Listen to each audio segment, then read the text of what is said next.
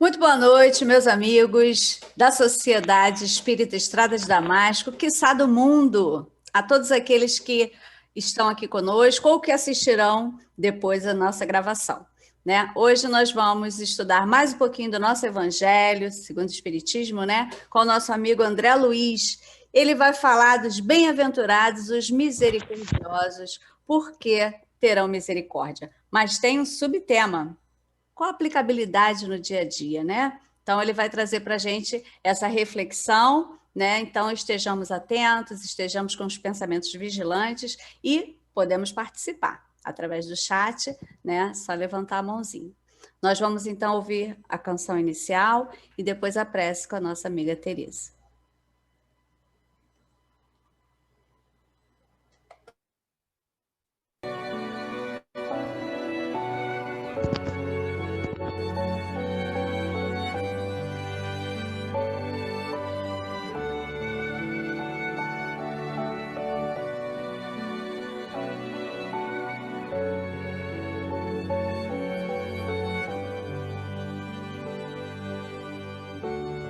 Judas triste, solitário,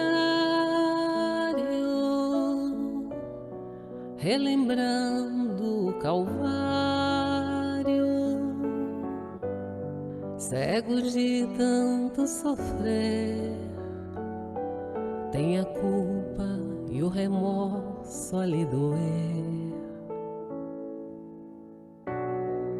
No meio da noite escura, escuta a voz da brandura. Meu filho, por que choras?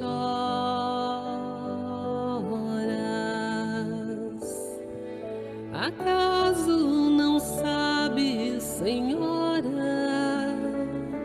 Sou eu, o Judas traidor, aquele que com um beijo entregou o nosso Senhor.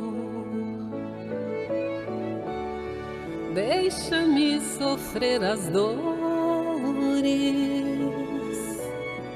pois mereço a escuridão. Não há quem me abençoe, me perdoe ou me faça uma oração. Meu filho, sei que sofres, sei também que te preocupas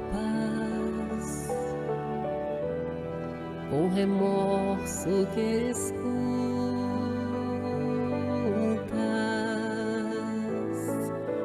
Venho apenas falar-te, confia em Deus que é teu Pai.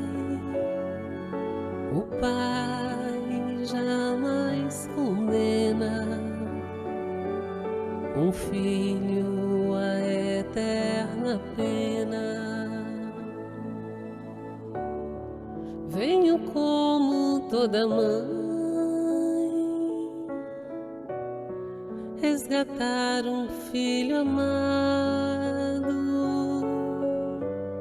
Sofre então com paciência, não estás desamparado.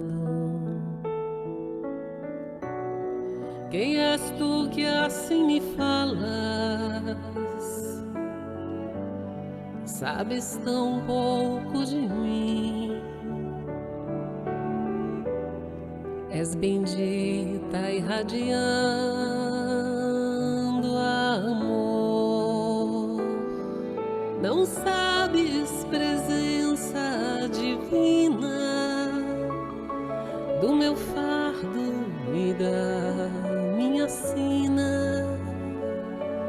Aquele homem de luz fui eu que levei a cruz.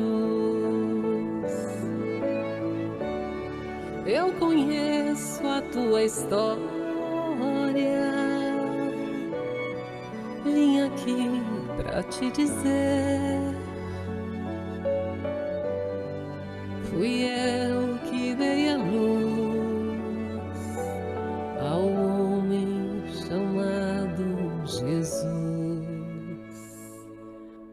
Venho trazer-te o perdão, conforto e consolação. Levanta, aceita e confia. Sou a mãe de Jesus, sou Maria.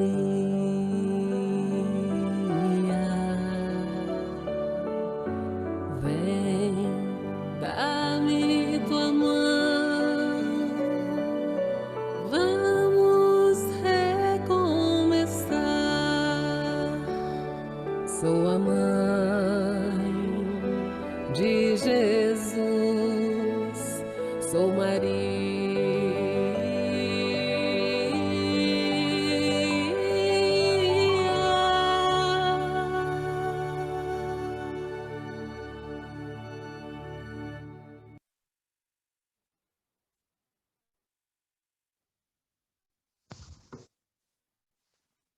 Pai de infinito amor e bondade, nesse momento elevamos o nosso pensamento a Ti, no objetivo de rogar por esses momentos aqui que passaremos juntos através da tecnologia que nos une diante dessa dificuldade que o mundo inteiro passa nesse momento. Jesus, ampara todos nós, que possamos receber a Tua luz, o Teu amparo, a Tua fraternidade. Mas queremos também, Mestre Jesus, te pedir, ampara o nosso querido irmão André Luiz, para que ele possa, Senhor, de maneira tranquila e sábia, nos repassar os ensinos da noite de hoje, que possa ser um estudo bastante proveitoso. E assim, em Teu nome, em nome dos amigos espirituais que estão sempre conosco, nos ajudando, em nome de Jesus, mas acima de tudo, em nome de Deus, te pedimos para dar por iniciado o nosso estudo da noite de hoje, que assim seja, graças a Deus.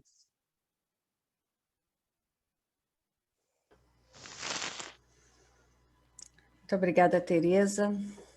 E nesse clima, né, com essa bela canção, né, já nos deixou assim harmonizados, né, mais tranquilos, e é com essa vibração boa, né, entre amigos, que nós vamos iniciar o nosso estudo da noite com você, André Luiz, trazendo para a gente o tema Bem-aventurados os misericordiosos, porque terão misericórdia. Aplicabilidade no dia a dia. Vamos lá, André, com você. Verdade, verdade. Que Jesus nos ampare a todos e conto com a colaboração dos irmãos para que a gente possa estudar a respeito da misericórdia de Deus em nossas vidas. E trouxemos essa canção de abertura porque exemplo maior de misericórdia não teve. Porque nossa Mãe Santíssima descia até as profundezas do umbral, para ali levar o alívio do sofrimento que nosso irmão Judas passava naquele momento. Não há misericórdia maior, não há amor maior, porque a gente lembra de nossa Mãe Santíssima aos pés da cruz, vendo o seu filho ali que tinha acabado de ser apanhado, sacrificado, esquartejado em sangue, e ali nos últimos momentos, expirando, ele olhava para Jesus, ela, e perguntava: Jesus, que teria feito meu filho para merecer tamanha dor? O que merecia ele receber em troca de tudo que ele fez para aquele povo? Acalentava as dores, curava as pessoas, fazia os cegos voltarem à visão, limpava os leprosos e teve em troca a cruz dos criminosos. Mas ela lembra de quando o anjo veio e teve com ela e disse: vós é bem-aventurada entre as mulheres e receberás dará luz a Jesus, que será o Messias. E ela diz, né, eis aqui a tua serva, faça a vontade de Deus em mim. E naquele momento, aos pés da cruz, de novo, ela repete, com o coração em pedaços, qual a mãe que vê no filho a maneira como Jesus inspirou, conseguiria manter em equilíbrio. E ela mais uma vez, eis aqui a tua serva, faça de mim a tua vontade.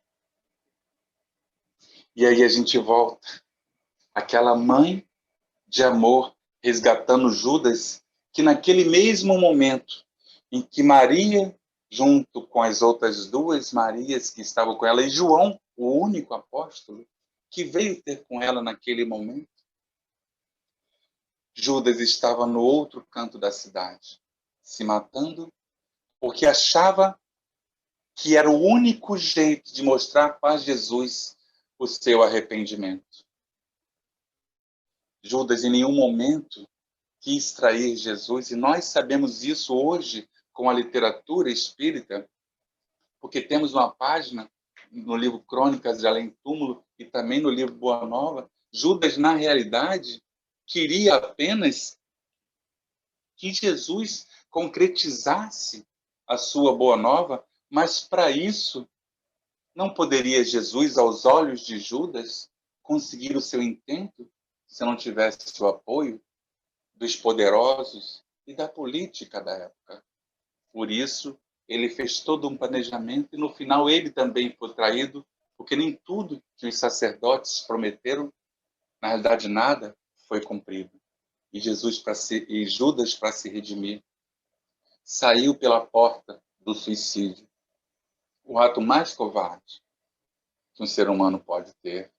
Então, não existe prova de misericórdia maior de um ser que já esteve entre nós, nossa Mãe Santíssima, de ir às profundezas do umbral para resgatar aquele que foi o pivô de toda a tragédia do seu filho amado. Então ela convida Judas, vem, esquece o passado, vem comigo, renascerás de novo em vida nova. Terás nova oportunidade. A misericórdia de Deus ampara todos os filhos. Vem comigo. O esquecimento curará as feridas. Terás oportunidade de resgatar novamente em nova existência. E assim Judas renasce. E nós sabemos a história de Joana d'Arc, que também foi traída, e assim continua. Então, essa é a misericórdia maior. Lembramos também de Pedro, quando Jesus começava a sua pregação ao lado do lago de Genezaré.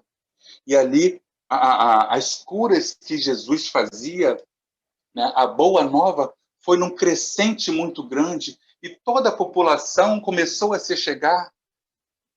Jesus falava de uma vida nova, falava do amor de Deus, da misericórdia de nosso Pai para conosco. E os trabalhadores mais humildes se sentiam confortados, tinham acalento no seu coração, cegos voltavam a ver, as pessoas eram, simplesmente com o falar de Jesus, eram acalentadas. Mas isso começou a trazer preocupações para os poderosos da época. Os sacerdotes, os fariseus começaram a temer Jesus, a maneira como ele crescia. Até mesmo os judeus mais rigorosos começaram a ver em Jesus um revolucionário. Porque Jesus começou a pregar um amor diferente daquele que estava na lei. E assim, sabendo que Jesus ia para Nazaré, um grupo de pessoas foram na frente, justamente para chegar antes de Jesus com seus apóstolos e pudesse já começar a divulgar que Jesus não era o Messias, que era um servo de Satanás, que eram as seclas de príncipes, ou seja, difamar a figura de Jesus.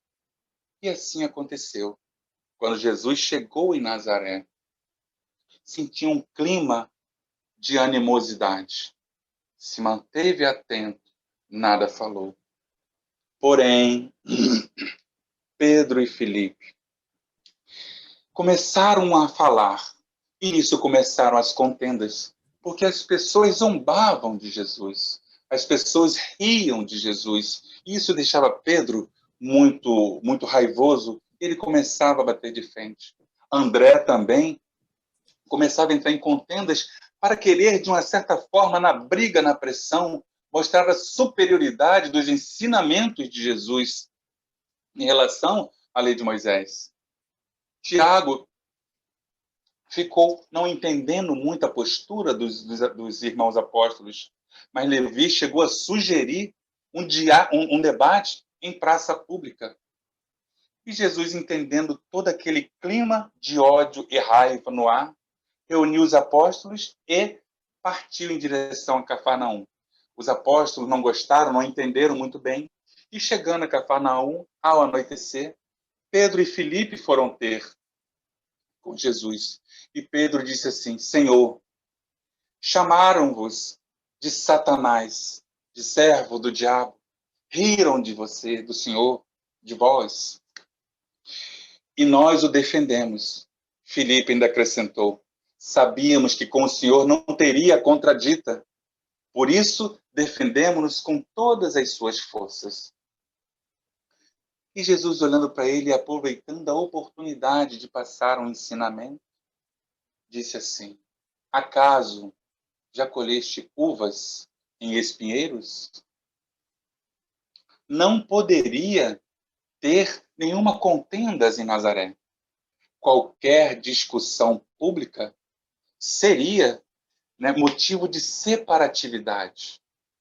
E nós não atingiríamos o objetivo grandioso do amor.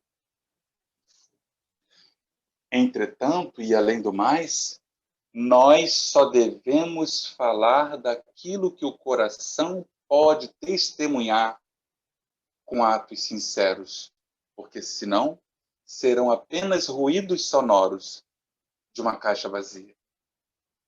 Olha, meus irmãos, que interessante essa fala de Jesus.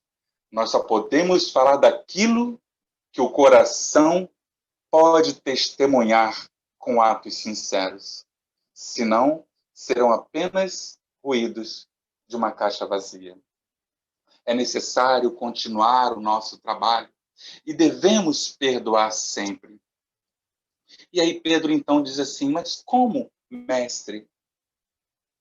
Falavam mal de vós. E aí Jesus diz assim: acaso não seria vaidade achar que todos devem ter para nós, com a nossa pessoa, conceitos elevados? Agradar a todos é caminhar no caminho largo da perdição. Devemos amar a Deus acima de tudo e perdoar sempre. E aí Pedro mais uma vez pergunta: mas como? Para perdoar o inimigo, não é necessário que ele se arrependa? E como reconhecer um malfeitor, Senhor, se ele é um lobo vestido em forma de ovelha? E Jesus diz: Pedro, o perdão não exclui a vigilância, nem o amor prescinde da verdade. É necessário lutar para manter a paz no coração. E foi aí que Pedro, então, faz a célebre pergunta: então, mestre, até quantas vezes devemos perdoar o nosso irmão? Até 7 vezes? E aí Jesus responde: não somente 7 vezes, mas 70 vezes 7 vezes. Perdão, o perdoar, Isso é ter misericórdia. E a gente precisa começar a exercitar essa virtude para que a gente possa corresponder a essa bem-aventurança de Jesus em nós, o perdão. Como também Maria Madalena, como já falamos aqui outrora, numa outra vez, que quando ela teve o entendimento, ficou sabendo que Jesus disse que ninguém está isento da salvação, que Deus perdoa os pecados. Naquele momento, uma sensação íntima entra e ela não consegue ser mais a mesma. Aquilo que ela tinha de valor, que para ela valorizava, começou a perder o valor. As riquezas, os perfumes, o luxo, a luxúria, fez com que ela não visse mais significado. Até que um dia, ela pega uma barca e sai à noite, para que ninguém a julgasse, vai até a casa de Simão Pedro, porque sabia que ali o mestre estava. E quando ela chegou, envergonhada, porque todos a apontariam, e o mestre olha para ela, quando ela entra, como a dizer, Maria, eu te esperava. E ela, envergonhada, senta, todos olharam, inclusive os apóstolos, e no momento em que ela teve a oportunidade de falar, ela diz, Senhor, vós sabe de todas as coisas. Vós sabe que eu sou filha do pecado. Tende misericórdia. Ouvi falar do teu convite ao Evangelho e gostaria de saber se eu posso ser uma de suas ovelhas. Mas, e a voz embarga, porque tinha medo da resposta. Mas será que Deus me aceitaria? E Jesus então diz, Maria, regozija-te, porque entendeste a boa nova. Acaso acha que alguém esteja condenado ao pecado eterno? Nenhuma ovelha do rebanho de meu Pai se perderá. Indulgência. Perdão, indulgência. Ou como o cego Bartimeu, que grita pedindo que Jesus tivesse compaixão, e pela terceira vez Jesus para e manda chamar. E ele tendo a certeza absoluta que a partir daquele momento seria uma nova vida para ele, ele abandona a capa, como diz Rossando, que a capa era o atestado de pobreza daquela época, que até para você me indicar, você teria que fazer um cadastro e ganhava uma capa. Ele abandona. E Jesus pergunta, o que queres que eu te faça? Ele responde, que eu veja. E pela fé e pelo merecimento ele volta a enxergar. Mas nós sabemos que naquele exato momento saiu o magnetismo de amor para um coração que estava aberto e receptivo à mudança, à transformação, à cura. Então Jesus o curou, benevolência. E essas são as três virtudes que é como Jesus enxerga a caridade.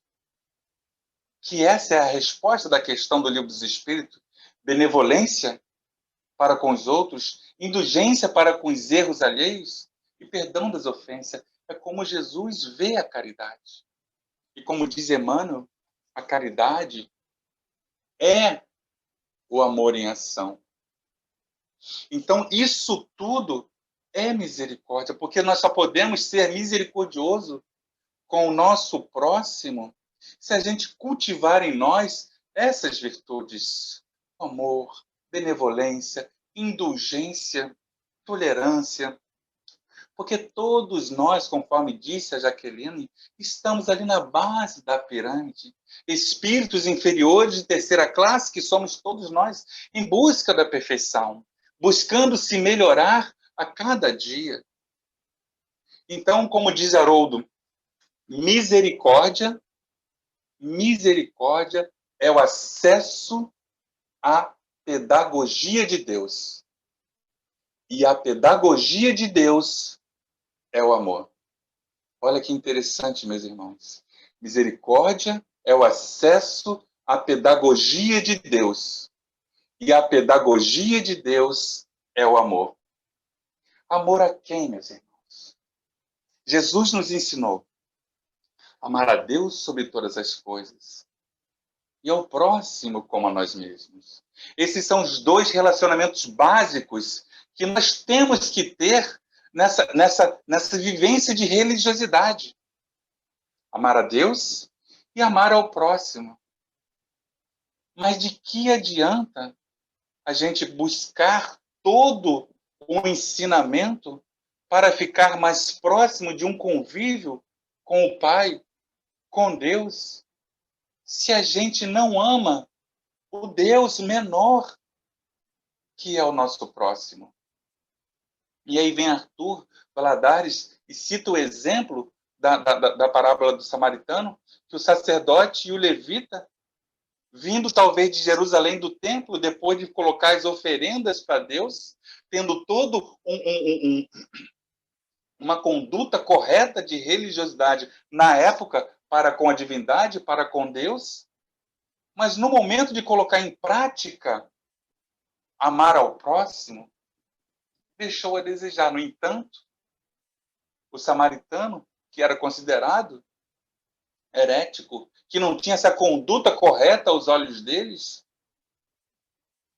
no momento de amar ao próximo, ele agiu corretamente. Porque, meus irmãos, nós amamos a Deus, buscamos amar a Deus, que é o macro, e esquecemos que Deus está dentro de nós, logo está dentro do nosso próximo. Então, se você quer amar a Deus ao macro, que é aquele que tem misericórdia para conosco, tenhamos que ter misericórdia para com o Deus menor, que é o nosso próximo, que é o micro, porque Deus falou: vós sois deuses, vós sois anjos, pequeninos em evolução. O que acontece é que a gente ainda não consegue colocar em prática, né, todos os quesitos da receita da felicidade como conteúdo de estudo passado. A gente não consegue ainda colocar em prática todo esse amor. Ora, meus irmãos, hoje nós temos o entendimento que somos espíritos de terceira classe, que vivemos num mundo de sofrimento e dor, que estamos buscando, né, uma melhora moral e espiritual, que estamos passando de um nível de um mundo mais evoluído. Mas se nós estamos aqui hoje, é por conta da misericórdia de Deus, para que a gente pudesse estar encarnado e pudéssemos, aqui, justamente nesse palco da vida, lutar para uma melhoria. Então, Deus sabe das nossas dificuldades e a todo instante, constantemente, Ele tem misericórdia para conosco, perdoando constantemente os nossos pecados, tendo indulgência para com nossos erros, tendo a benevolência e o amor e a bondade para com todos nós. E por que que nós que temos esse entendimento, e digo os religiosos em geral, buscamos a Deus sobre todas as coisas e, na grande maioria das vezes, esquecemos que Deus está dentro do nosso próximo também? Então, se quer agradar a Deus, amemos o nosso próximo. Amemos aquele que está perto de nós. E como diz também Arthur, é interessante como Jesus colocou essa parábola, porque aquele próximo ali, quem é aquele próximo? Quem é aquele próximo? Não sabemos. De onde ele veio? Para onde ele vai? Qual era a religião dele? Qual era a raça dele? Não importa. Aquele era o próximo. E é isso que nós devemos fazer. Porque, na realidade, misericórdia é o amor de Jesus para com todos nós, e por isso precisamos constantemente buscar se melhorar para entender que, do mesmo jeito que Deus tem esse amor para conosco, precisamos ter também com o nosso próximo, o nosso semelhante. E aí, eu vou pedir a Patrícia para compartilhar, para que a gente possa começar no estudo propriamente dito.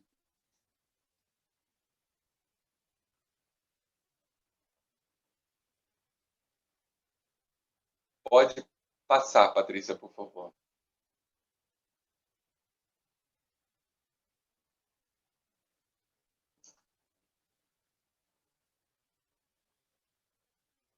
Pode passar. Essa é uma resposta. Tem como ampliar, Patrícia?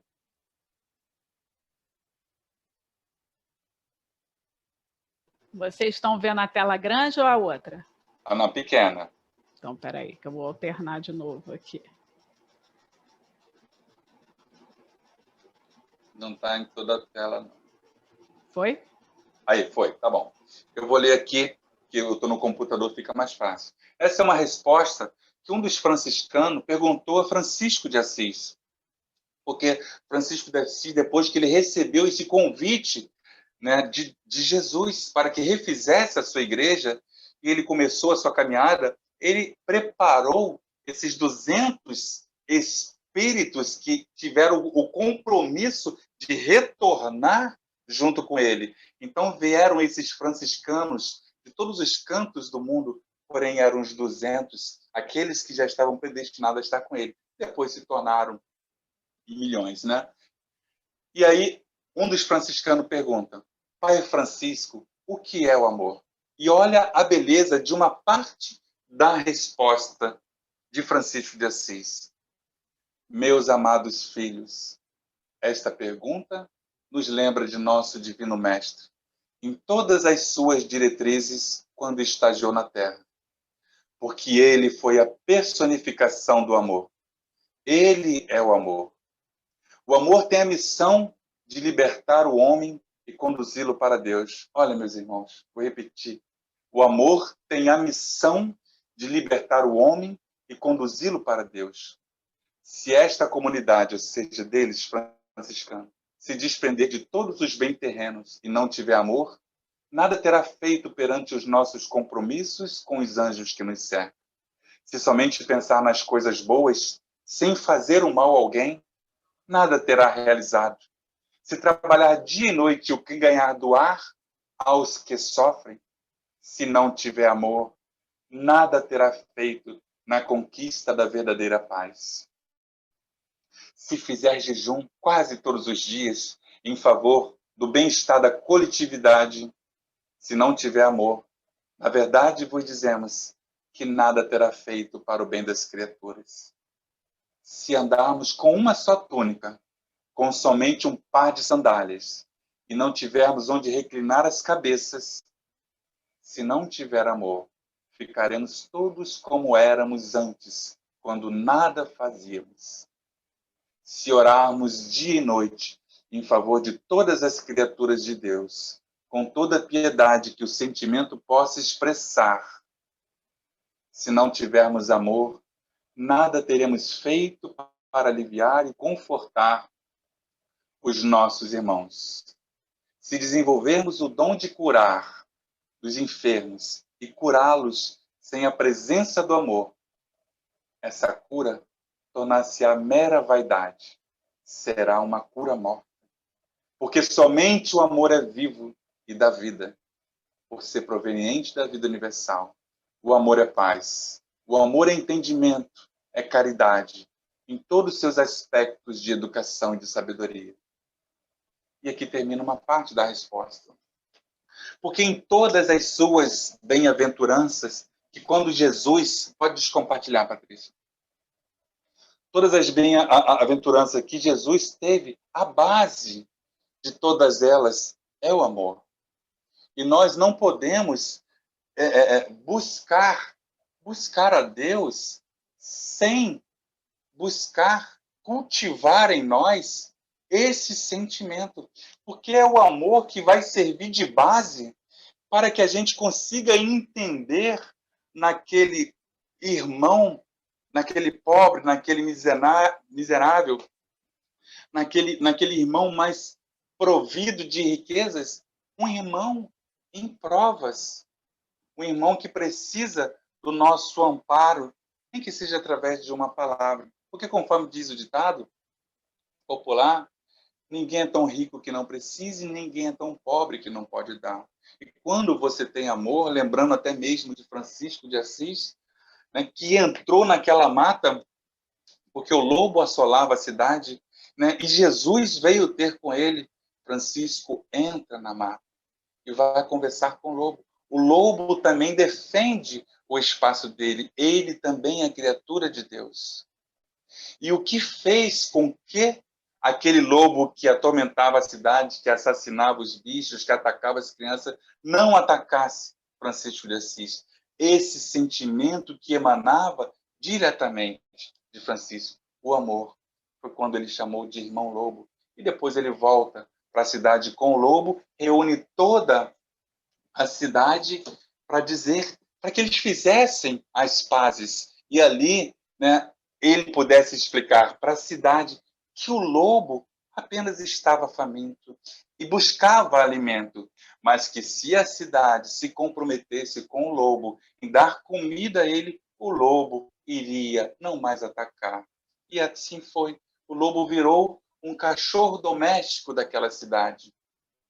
E no momento do desencarne daquele lobo, onde ele já velho, com chagas, com ferida, e a cidade cuidava dele, numa noite fria, chuvosa, eis que ele vê Francisco de Assis vindo buscar o irmão lobo. É uma história muito linda, a gente está aqui simplificando, mas é justamente esse sentimento de amor que liberta os nossos irmãos, liberta todos nós. Assim a gente consegue nos burilar, porque a partir do momento que a gente entende a misericórdia de Deus para conosco, com todas essas benevolências, essas indulgências, os perdões, porque a todo instante estamos errando. A partir do momento que a gente tem esse entendimento, a gente consegue entender que precisamos multiplicar esse amor. Eliane, quer falar nisso?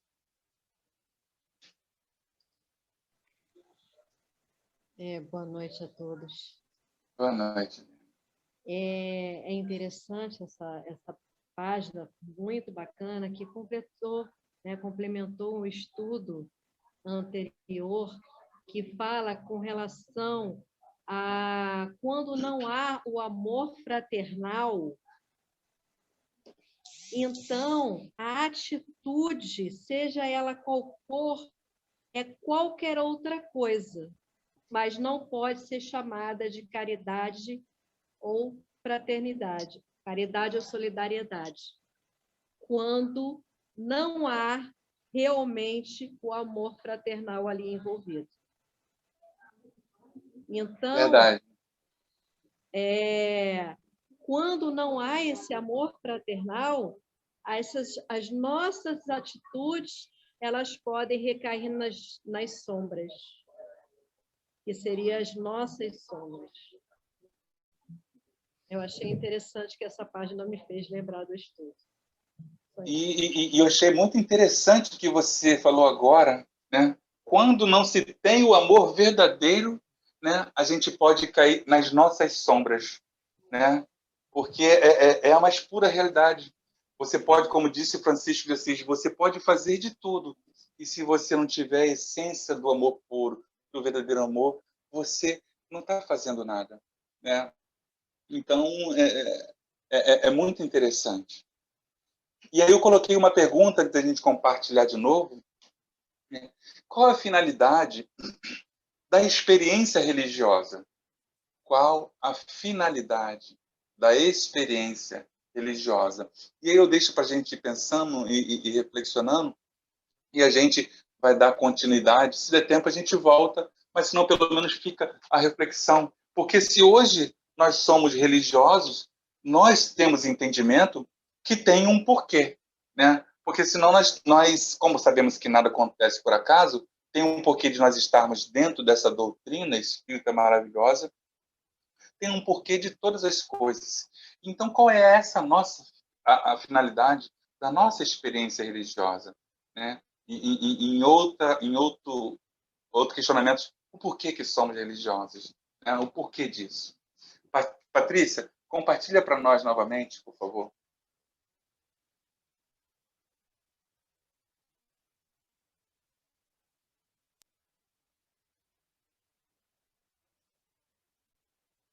E aqui a gente já entra dentro do ensino, do estudo do Evangelho, propriamente dito, que vem falando, né, sobre o bem-aventurados misericordiosos.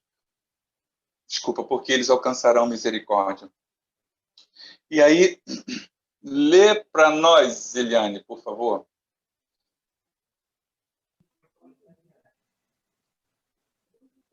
A misericórdia é o complemento da brandura, porquanto aquele que não for misericordioso não poderá ser brando e pacífico. Ela consiste no esquecimento e no perdão das ofensas. O ódio e o rancor denotam alma sem elevação nem grandeza.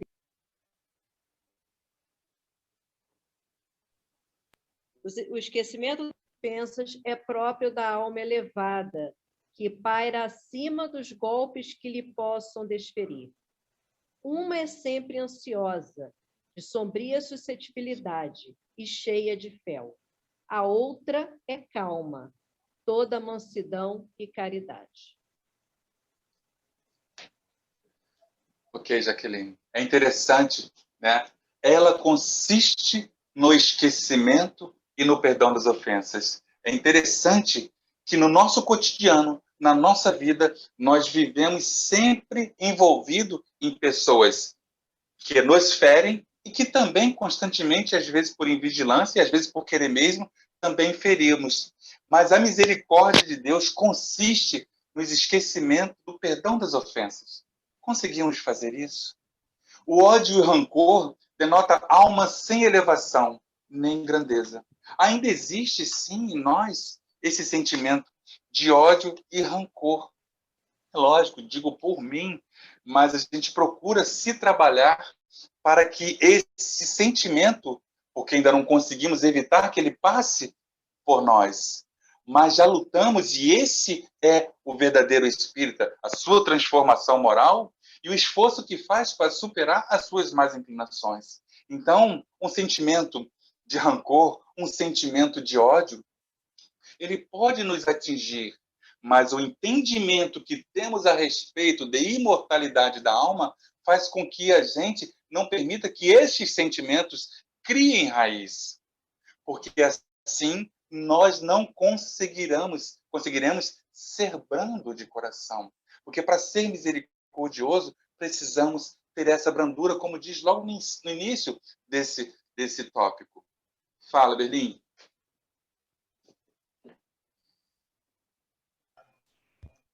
Queria falar que o orgulho é sempre a maximização, né? Então, para que a gente não entre nessa questão de se sentir ofendido, é porque o nosso orgulho maximizou o nosso valor e a gente se acha que não merece aquilo, que a gente não é merecedor de determinada coisa, que as pessoas não poderiam falar com a gente.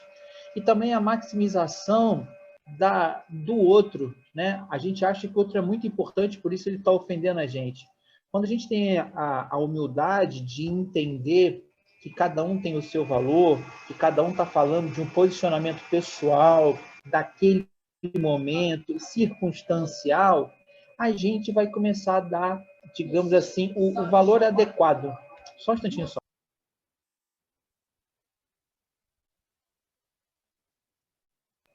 A gente vai saber que o outro não é tão... A gente dá muita importância para aquilo que o outro pensa da gente, quando a gente deveria dar muita importância para aquilo que o Cristo aguarda de nós.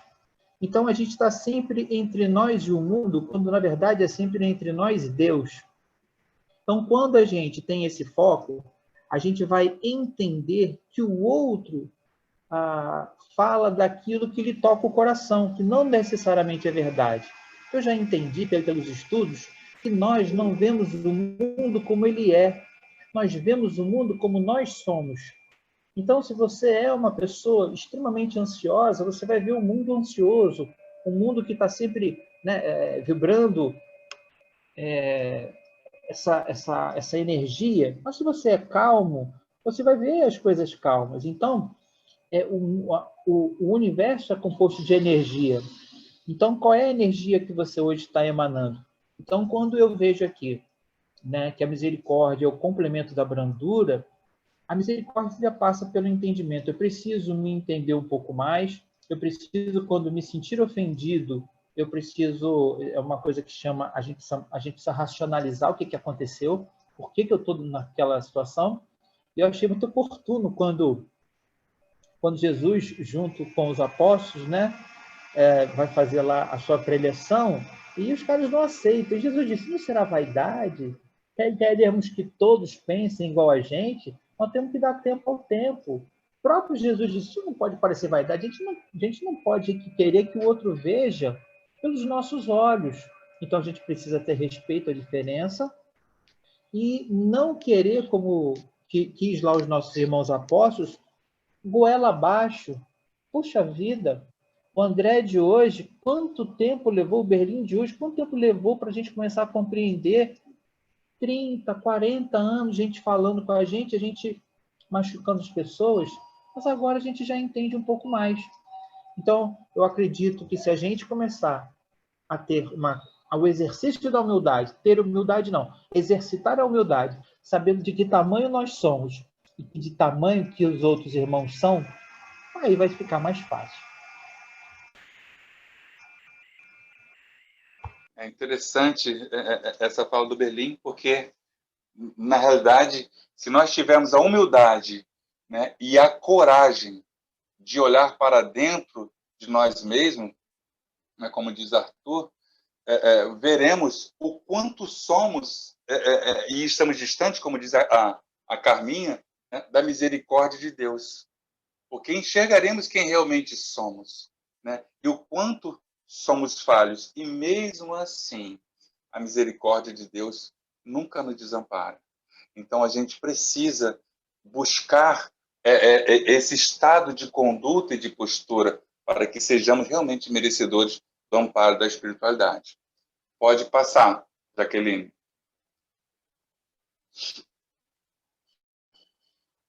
Patrícia.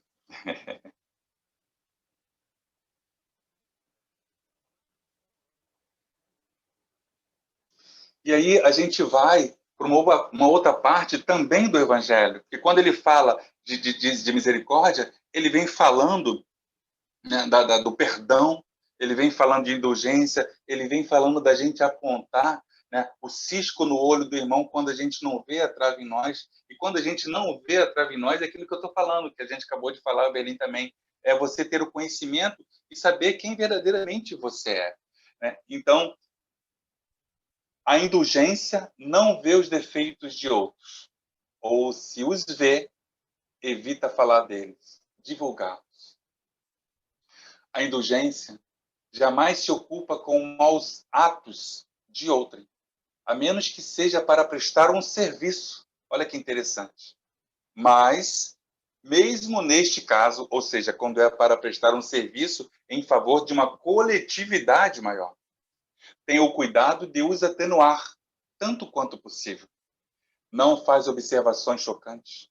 Não tem nos lábios censuras, apenas conselhos e, a mais das vezes, velados. Então, infelizmente, o mundo hoje, até para você mostrar uma postura de superioridade, você aponta no outro os erros para que ele diminua e você cresça um pouco mais. Então, aqui o ensinamento de misericórdia vem dizendo que a gente deve tomar um cuidado em falar aquilo que o irmão ele tem de hábito de errar e de fazer o errado. Mas, se é necessário dizer, que faça com amor. E, se é necessário dizer, que seja para que tenha um objetivo maior, que seja para que, no final, tenha algo de aprendizado para um todo. E aí ele continua.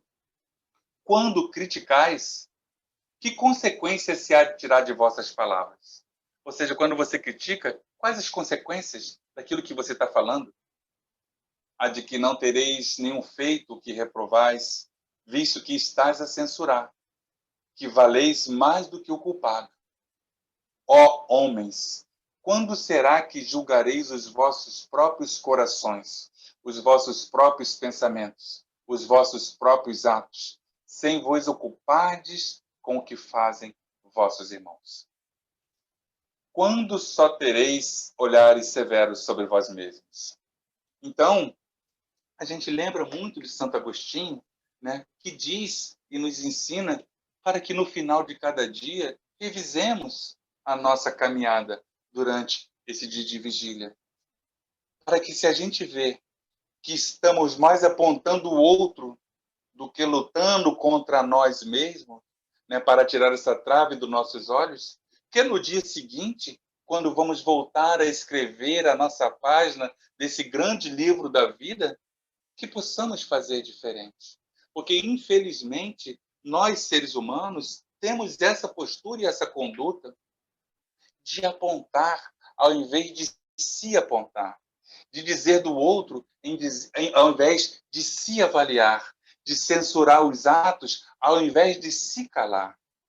Então, temos que ter esse cuidado. E aí, eu peço a Patrícia para passar.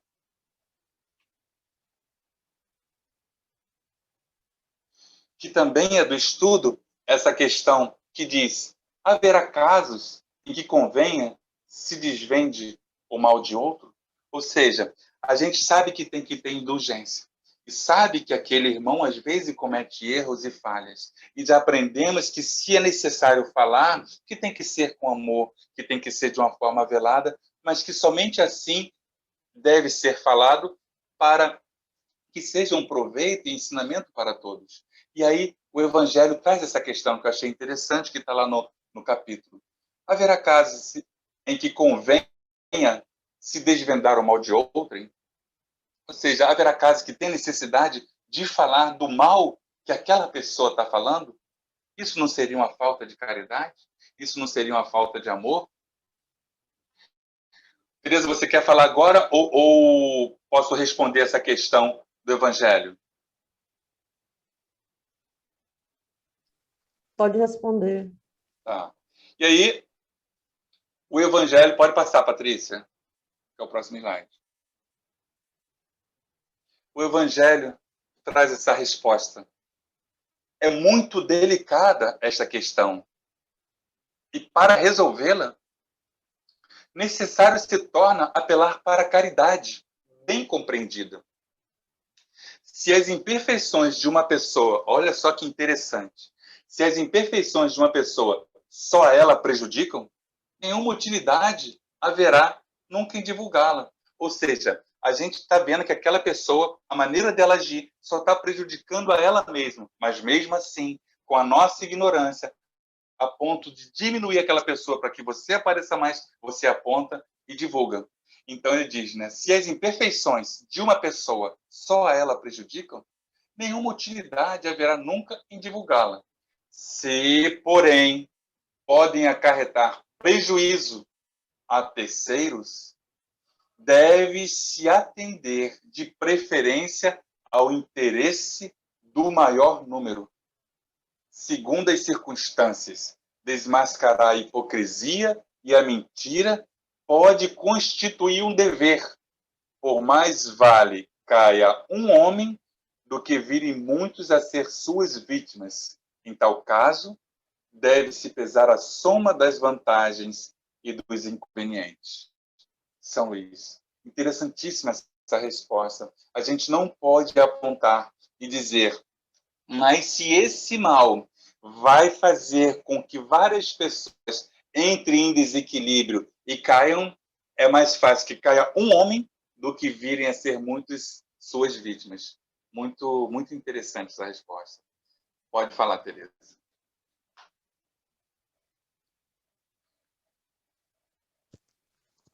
Não, é que eu me lembrei que as pessoas, quando eu digo as pessoas, somos nós, né? Nós passamos a falar mal do próximo e nós pedimos, muitas vezes, para quem aquele a gente está falando, o aval, né, dessa pessoa, para que a gente não fale mal sozinho. Verdade, isso acontece muito. Né?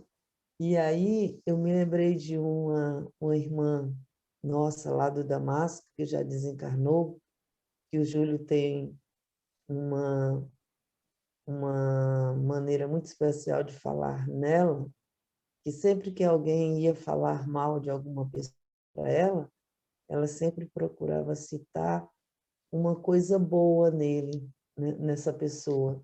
Tipo assim, meu irmão, mas será se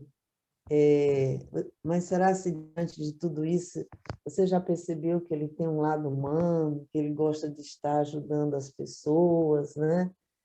Ou seja, não dá, não assinar embaixo da maldade, né, do que ele está mostrando em relação ao outro, né? E esse seria muito importante que fosse o nosso papel, né? Mas a gente ainda está no caminho, né? E que a gente consiga fazer esse caminho o mais rápido possível, porque a gente já não tem mais muito tempo. Era isso. Obrigada. Obrigado, Teresa, pela expressão. Belinha e Eliane também. Júlio, né? Maria Teresa Tabosa, muito obrigado pela citação, pela lembrança carinhosa. Você sempre tem esse olhar carinhoso que muito nos deixa feliz, né? Essa citação. E aí, André, e todos, eu estava aqui ouvindo, né, e percebendo e ávido, porque o assunto é muito palpitante. Fala, se as imperfeições de uma pessoa, só ela, prejudicam nenhuma utilidade, haverá em divulgá-la. Né? E aí a gente passou aqui pelo nosso imaginário. Ele fala lá em cima que as questões são difíceis, mas que a gente deve passar pelo crivo da caridade bem compreendida. Eu achei isso sensacional. E aí eu pensei, bom, a pessoa está caminhando por equívocos, mas também se nós tivermos a oportunidade, né, a abertura de chamá-la em particular e mostrar esse equívoco, né, é claro que o texto está falando em divulgar, né, é verdade, eu percebi isso. São Luís fala, nós estamos tratando da divulgação. Mas se a gente puder chamar essa pessoa, tiver a oportunidade, chamá-la em particular e mostrar o equívoco, não, tenho certeza que nós estaremos obrando dentro dos ditames da caridade bem compreendida de que nos fala São Luís. Todos concordam com isso, não? Alguma objeção? Sim, eu concordo. Eu acho que esse seria o correto a fazer, na realidade, mas eu acho que eu talvez ficasse meio milindrado. Não sei se conseguiria, principalmente se eu perceber que a pessoa é muito arredia. Eu sei que se for falar alguma coisa eu vou receber uma resposta, mas eu acho que até por amor e caridade a gente deve sim dizer alguma coisa. E você tem razão, André. Eu também tenho muita dificuldade, porque normalmente as pessoas que têm essa postura são pessoas refratárias, né, as observações. De um modo geral, pessoas refratárias à observação. E aí, por isso que eu tive até o cuidado de colocar, até anotei aqui, se a gente tiver essa oportunidade, né, você tem que ter essa abertura com a pessoa. Verdade. Ainda correr o risco da pessoa, como é que se diz, não aceitar e ainda ficar zangada contigo. Você corre esse risco. Entendi, amigo. Marcelo, obrigado, Júlio. Que é isso. Olha, gente, eu sigo pelo caminho perpendicular aí. Eu vou lá, entrego o presente e vou embora. Aí é com ela. Porque eu, de vez em quando, principalmente o pessoal aí, Júlio, essa turma aí que tem uma afinidade com a espiritualidade, onde a mediunidade está mais aflorada, eu não sei se eu estou nesse... Né, não sei qual o nível das influências, mas se eu ver alguma coisa, eu vou lá, chamo a pessoa, eu crio circunstância. Eu já tive alguns problemas lá no meu condomínio, que morei em Nova Iguaçu, em que eu precisava falar com a pessoa, eu esperei alguns meses, e eu criei a circunstância. Eu fui lá, entreguei o presente, falei, cara, eu penso sobre isso, acho bom você refletir, mas fica agora com você a oportunidade aí, tá bom? E fui embora. Eu entendo que tem pessoas que dizem assim, cara, e aí, como é que vai ficar? Será que ela vai me dar uma brecha? Eu crio brecha.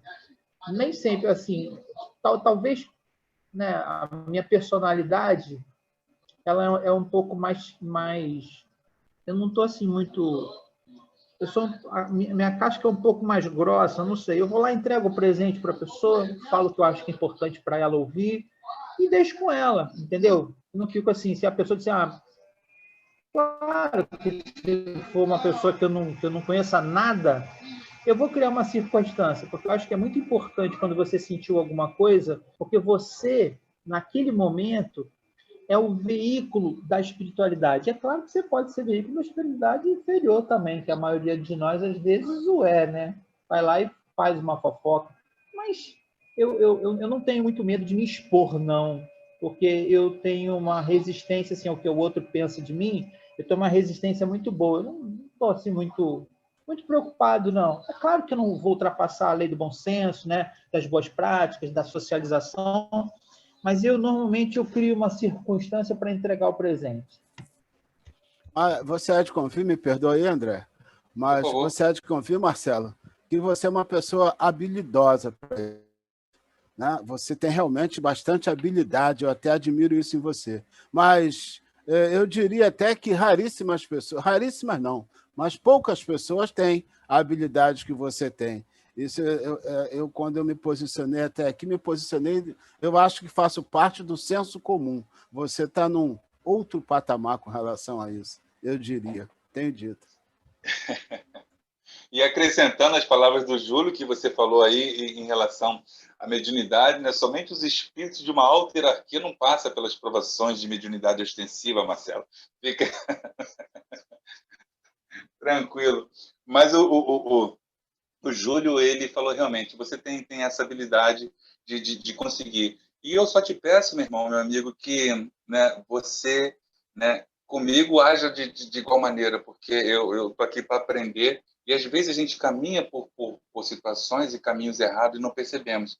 E louvado seja Deus que sempre tem alguém para nos chamar a responsabilidade e a razão. Né? Muito legal também a sua resposta. E agora a gente vai entrar no subtema, né,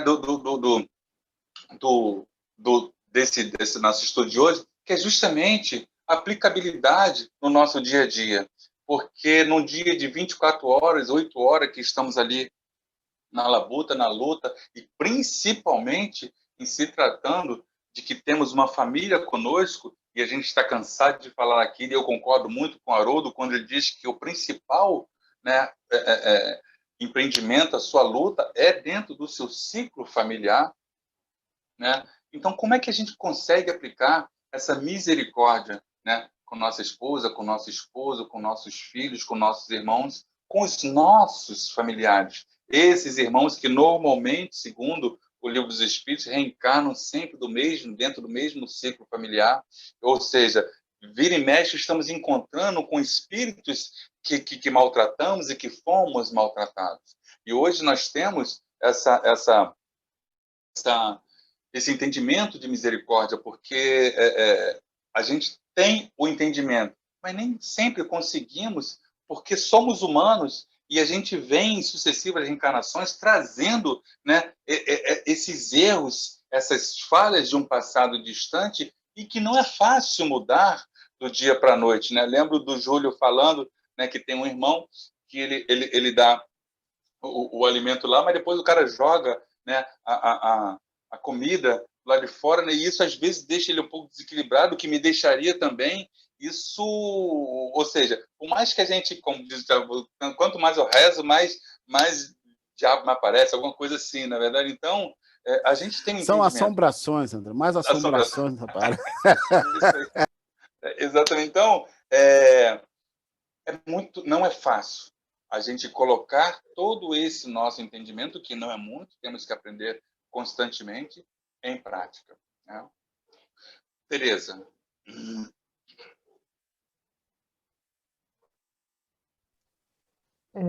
Eu me lembrei logo assim de cara, né, que usarmos da misericórdia, né, que é usarmos do amor para com o próximo, né, no dia a dia, é extremamente difícil, né?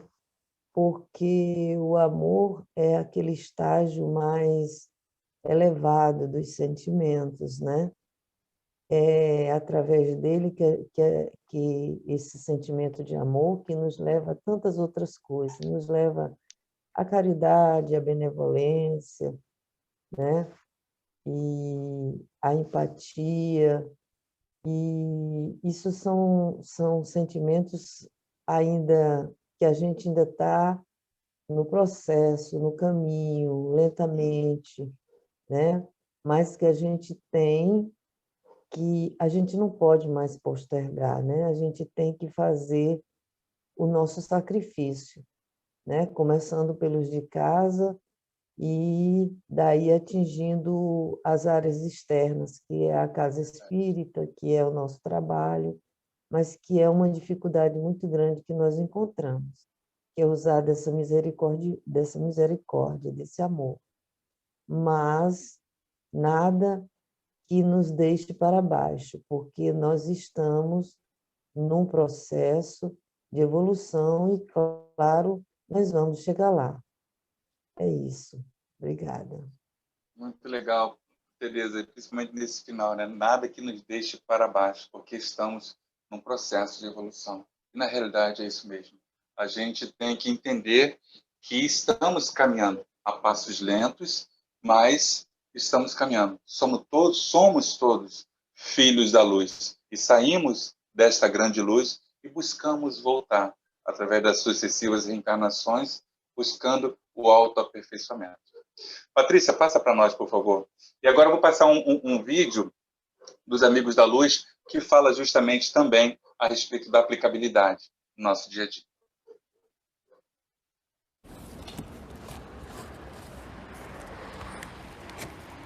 Moça, me dá 20 minutos. Não tenho. Eu tenho só umas moedinhas, 20 reais eu não tenho. Não, moça, eu disse 20 minutos. Querido, olha, tá tarde, tá? Não precisa ficar com medo. Não é medo não, querido, é pressa mesmo. Dá licença. É que meu cachorro morreu hoje cedo e eu queria falar com Jesus. Ai, eu sinto muito, querido, mas é assim, um dia eles nos deixam, né? Tchau.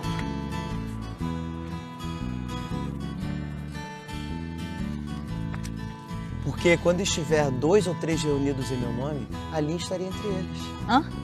Dá licença, meu filho. Foi o que Jesus disse. Quando 2 ou 3 estiverem em meu nome, ali eu estarei entre eles. Eu tinha o meu cachorro, mas o espaguete morreu. Mas eu costumava orar perto dele. Aí, a gente era 2. Só que depois que ele se foi, eu fiquei sozinho. Então, o que acontece? A senhora está aqui. Ora comigo. Eu sei que a senhora está com pressa, mas a gente pode combinar amanhã. Aí dá até tempo para a gente poder arrumar uma cadeira para a senhora sentar. Porque onde eu fico, a senhora viu, é muito sujo. Sujo demais. Escuta, Jesus disse isso para as pessoas perceberem a importância de se reunir em seu nome, mas isso não é uma condição. O senhor pode rezar sozinho que ele vai te escutar, pode ter certeza. Mas como é que a senhora sabe disso? A senhora é da igreja? Eu também estudo o Evangelho. Fica tranquilo. Faz a sua oração sozinho que ele vai te escutar. Mas nem amanhã a senhora pode? Tá bom. Mas vamos fazer essa prece com pressa, porque não dá pra ficar até essa hora na rua, não. É perigoso. Tá bom, com pressa.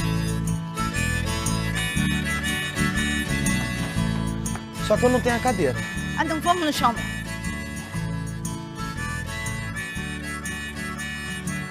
Senhor, eu queria falar que ontem eu faltei. Mas é porque eu não tinha ninguém. Mas agora eu tô com essa moça aqui. Eu não usei. E ontem eu não usei e hoje eu não usei, tá? Aproveita e toma conta do meu cachorrinho. Eu sei que ele é meio fresco. Ele não gosta de comer, ele não come pão, ele não come carne moída, ele faz xixi em tudo. Pede pra ele não ficar latindo à noite. Porque eu já falei pra ele várias vezes, pra ele não latir à noite, que as pessoas estão com coisa na gente. Mas ele nunca me ouviu, mas o senhor ele vai ouvir. A senhora quer falar alguma coisa pra Jesus? Ele tá aqui. Eu só quero agradecer por ter te conhecido. Senhor, eu agradeço por essa moça. E bem que o senhor falou que alguém ia aparecer para me ajudar com as minhas dívidas. Dívida? Seu safado, isso é um golpe, né? Dívida de quê? De droga, né? Crente. Ela pensou que fosse o dinheiro. A gente é tudo endividado, moça. Se eu que sou ignorante estou devendo, imagina a senhora que estuda o evangelho e finge que não vê uma pessoa que mora na rua. Vou ter que arrumar aquela cadeira. Um dia ela vai ter que voltar. Já é tempo de cair o véu, de sair amando, espalhando a paz. Já é tempo de cair o véu, de sair amando, espalhando a paz. A paz, a paz, a paz, a paz.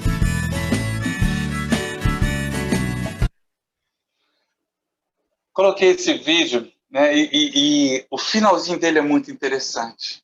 Eu que sou ignorante, estou devendo, ainda mais a senhora que estuda o Evangelho, passa por um morador de rua e finge que não vê.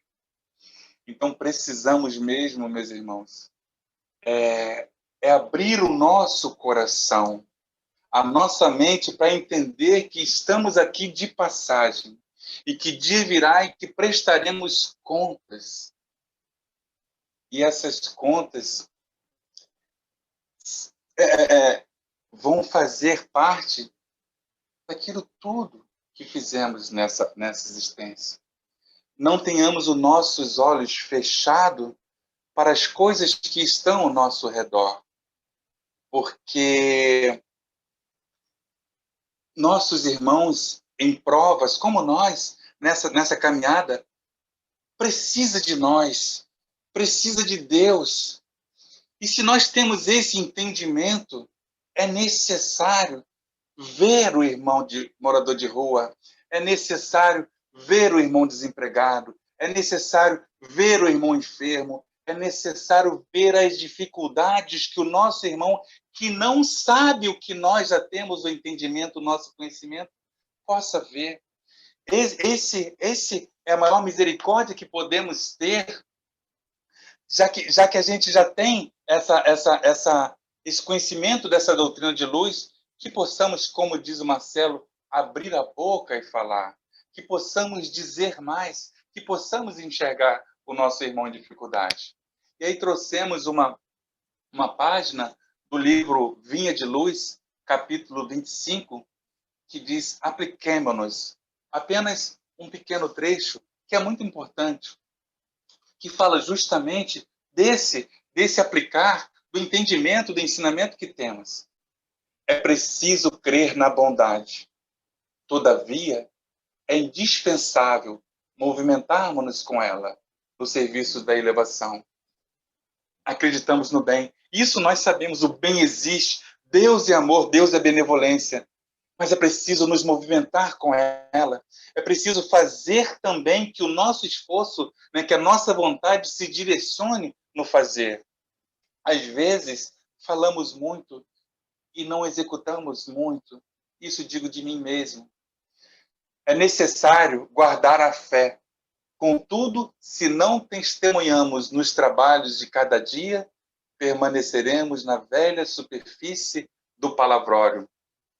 Entendemos a religião, entendemos, mas não conseguimos testemunhar. No primeiro bom dia que demos, e ao invés de vir um bom dia com amor, recebemos que bom dia que nada, né? Ou seja, a gente já sai do nosso equilíbrio, porque é muito fácil ser bom no meio de pessoas boas, é muito fácil ser irmãos quando estamos congregados, mas quando te coloca no meio de pessoas difíceis, ali é o momento em que vamos provar a nossa fé, ali é o momento em que vamos colocar em prática aquilo que temos de melhor para dar.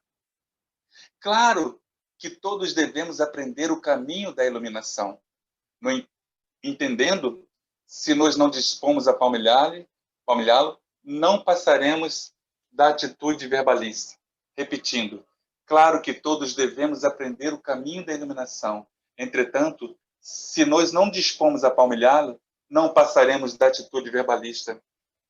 O estudo do Evangelho, o estudo do ensinamento de Jesus. Vemos lá atrás no início, né? Pedro queria confrontar, junto com Filipe, queria discutir, e Jesus simplesmente se cala e se retira. Este é o ensinamento. Muitas das vezes, é necessário se calar para evitar uma contenda maior. Ou seja, só que palmilhar por esse caminho desse ensinamento sangra, dói, nos atinge diretamente, porque ainda somos imperfeitos, e é difícil, às vezes, você, com a razão, uma suposta razão, uma suposta dono da verdade, se calar. Mas, às vezes, o se calar, ele faz parte para manter o equilíbrio.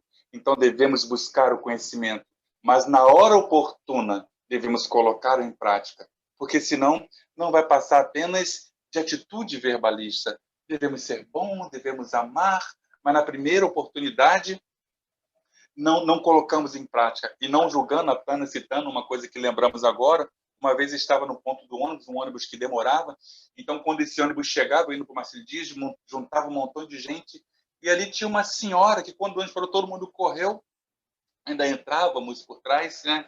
E um homem religioso com a Bíblia embaixo de braço, e poderia ser eu, poderia ser qualquer outra religião, mas lutando para entrar na frente de todos. Então, ou seja, um ato simples que poderemos fazer, né? E aqui não estamos julgando, estamos apenas trazendo como exemplo de ilustração que, às vezes, num ato simples, podemos mostrar que somos deuses, que estamos familiando pelo caminho daquilo que aprendemos.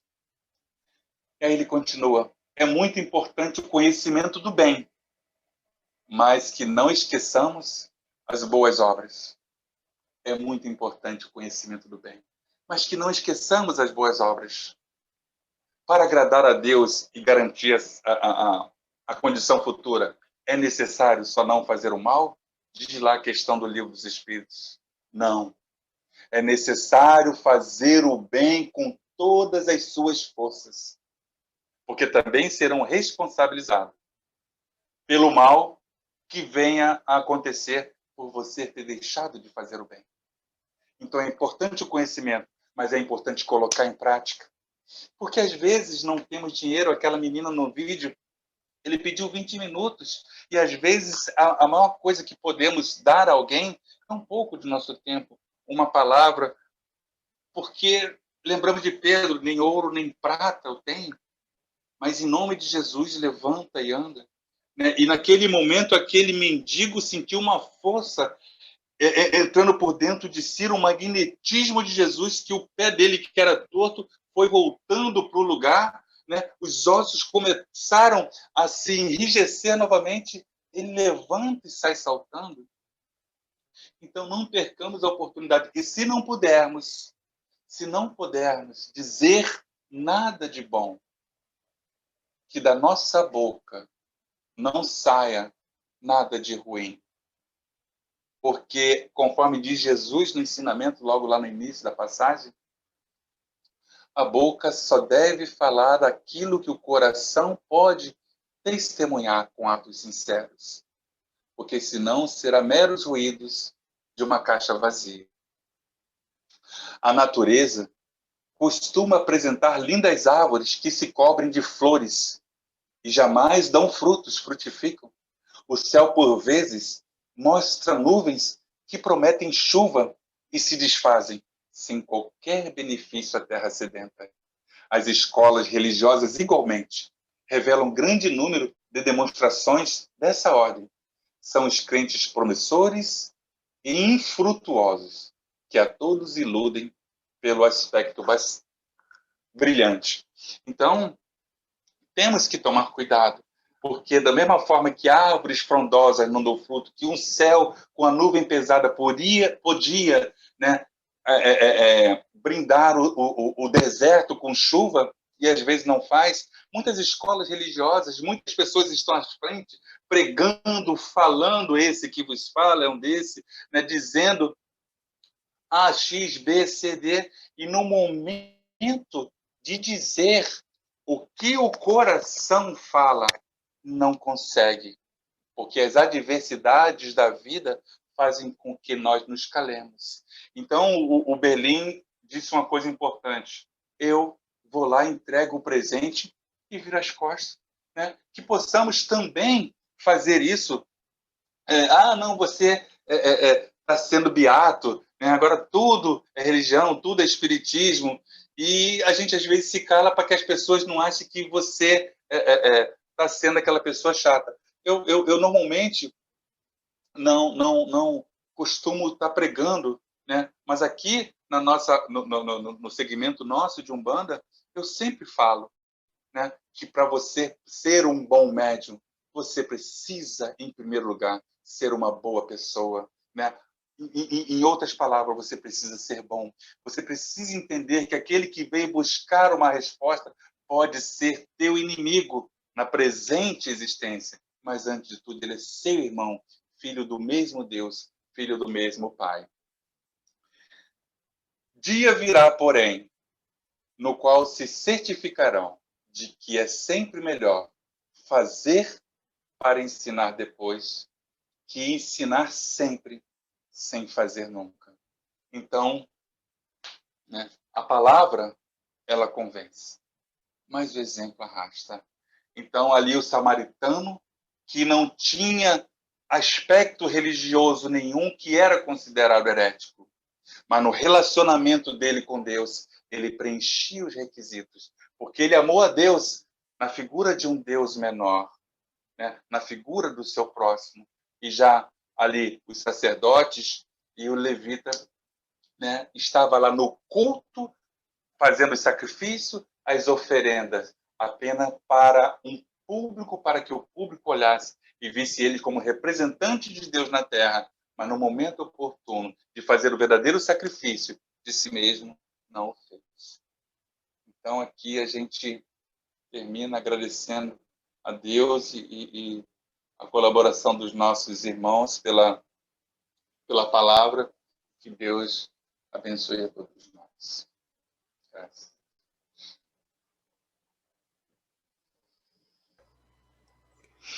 Que beleza, André. A gente fica muito grato, né? Muito agradecido pelas reflexões, né, trazidas, e sempre fazendo aquele burilamento assim, que é necessário, né? Dentro de nós. Assim, muitas reflexões mesmo, né? Para que a gente possa olhar para dentro de nós. Eu estava aqui pensando, né? Até ia pedir a palavra um pouquinho, quando o Marcelo usa essa expressão, né? Eu entrego o presente, que eu acho interessante isso, né? Como a gente entrega essa informação, né? Porque ele falava dessa contribuição que muitas vezes a gente precisa fazer, já que a gente percebeu algo que é necessário passar para o outro, que vem em forma de presente, né? Não jogado de qualquer maneira, mas presente no sentido de ser agradável de ouvir, de levar a pessoa à reflexão, né? Nesse sentido de... E o Júlio Furtado também falava dessa questão da inteligência, né? De como você faz uma crítica, né? Que tem a crítica sanduíche. Primeiro você elogia, né? Que é o pão de cima, aí você vem com a informação, que seria esse presente aí que o Marcelo falou, e fecha, né, com um outro elogio. Então, nem sempre a gente consegue, né? E falo por mim mesmo, ter essa forma de entregar a informação, às vezes não tenho, né? Às vezes não, eu não tenho docilidade, né, na fala, e às vezes a gente peca por isso, porque não sabe falar e pensa que vai contribuir com o outro, e quando a gente às vezes estraga tudo porque não sabe falar aquilo que é até importante mesmo de se falar. A Patrícia está aí confessando. Ainda bem que você fechou aí no final com esse final, porque eu já ia cobrar, né, essa postura, esse comportamento. Mas já fechou, falou, não, eu não sou muito assim, eu não sei muito bem. Ainda bem! Eu já abri até o meu microfone mais cedo, vocês viram? Abri meu microfone e falei, opa, vou cobrar, hein? Essa questão da gente olhar para dentro de nós, né? Se reconhecer, né? Com as falhas que temos e persistir assim, não, eu preciso fazer diferente. Então, quando você traz essas reflexões para a gente, é aquele chamamento mesmo, né? Sim, você quer criticar. Uma outra coisa também que eu pensei, uma página que eu li, antes de fazer a crítica, primeiro você se analisa. Será que eu também cometo isso? Cometo essa falha? Tá me incomodando porque eu tenho isso também, né? Então, como que eu vou criticar? Vou chamar a atenção do outro, né? Então, a gente precisa estar muito atento. Muito obrigada mais uma vez pelas suas A contribuições gente que agradece. sábias, né? E a gente vai se preparando para o nosso encontro, nosso próximo encontro de quarta-feira, né? Com bastante surpresa que virá por aí. E muito obrigada mais uma vez a todos que se dispuseram a estar conosco, né, nessa noite agradável de segunda-feira, e até a próxima quarta. Nós vamos elevar o nosso pensamento ao nosso Mestre Jesus, auxiliando, né, que sempre está nos auxiliando, os nossos amigos espirituais que não se cansam de nos ajudar nessa caminhada, nessa trajetória, em que a gente ainda se enxerga muito pequenino, com muitas dificuldades, Senhor, de ser misericordiosos. Nós te pedimos, Mestre, que não se canse de nós, não nos abandone, que nós possamos, Mestre, segurar na mão um do outro para caminhar melhor, que nós possamos olhar para dentro de nós e nos enxergar ainda com essas dificuldades, mas que nós sejamos perseverantes, Senhor, porque nós temos essa doutrina de luz que nos auxilia, que nos conforta e que nos diz que nós seremos melhores. Muito obrigada por mais essa oportunidade, Senhor, de estudar, de nos ver ainda com possibilidades de melhorar. Fique com todos que aqui estiveram na noite de hoje e também alcance, Senhor, todos aqueles companheiros que não estiveram conosco, que têm dificuldade, Senhor, com a tecnologia, por isso aqui não estão. E todos aqueles, Senhor, que precisam da Tua palavra, mas que ainda não a têm.